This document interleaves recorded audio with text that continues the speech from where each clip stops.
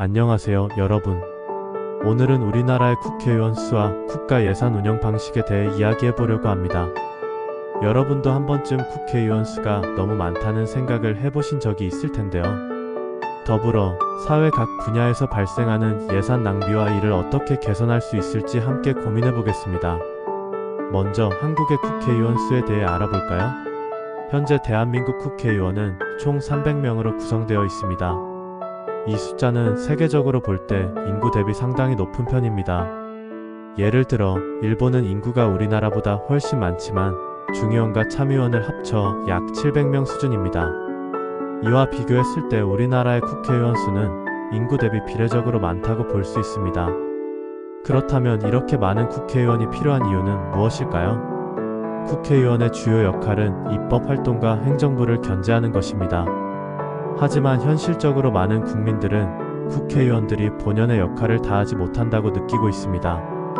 국회 내에서 끊임없는 정쟁과 비효율적인 논의가 반복되며 국민의 삶을 개선하기 위한 법안보다는 특정 이익 집단을 대변하는 경우가 많다는 비판도 있습니다. 또한 국회의원 한 명당 수십 명에 달하는 보좌진과 직원들이 지원하며 막대한 운영비가 소모되고 있습니다. 이 보좌진에는 정책보좌관, 비서관, 사무직원 등이 포함되며 이들에 대한 급여와 지원비는 국민의 세금으로 충당됩니다.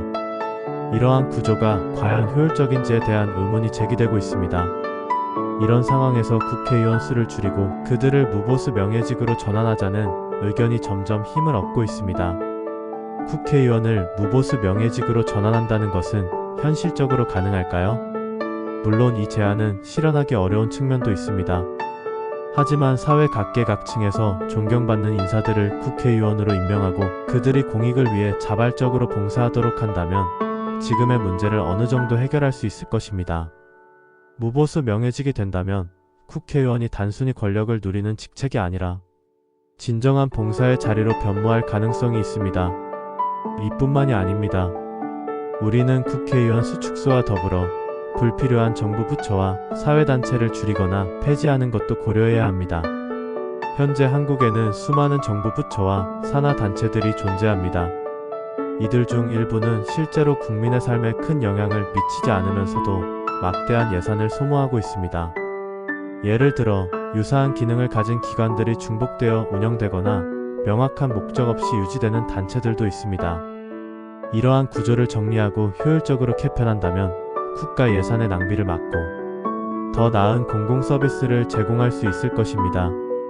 특히 사회단체들에 대한 정부 보조금 문제가 눈에 띕니다.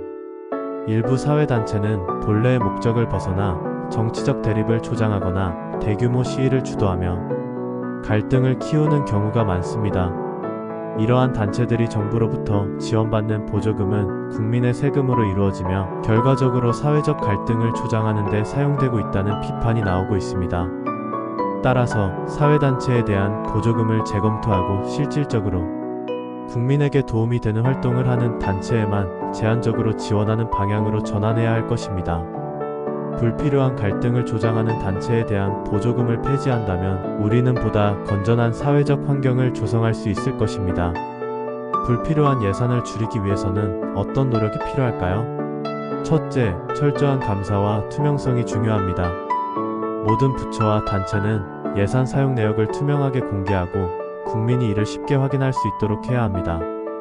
둘째, 독립적인 외부 감사 기구를 통해 예산의 효율성을 평가하고 문제점을 지적할 수 있는 시스템을 구축해야 합니다. 셋째, 국민의 참여를 확대해야 합니다. 국민이 예산 사용 계획에 대해 직접 의견을 제시하고 필요 없는 부분을 줄이는 과정에 참여할 수 있어야 합니다. 또한 국회의원 수 축소와 불필요한 부처 정리가 이루어질 경우 우리는 절약된 예산을 더욱 생산적인 분야에 투자할 수 있습니다.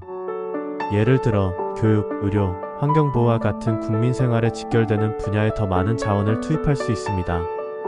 이는 장기적으로 국가 경쟁력을 높이고 국민의 삶의 질을 향상시키는 데 기여할 것입니다. 마지막으로 우리가 잊지 말아야 할 점은 문제의 근본 원인을 해결하는 것입니다.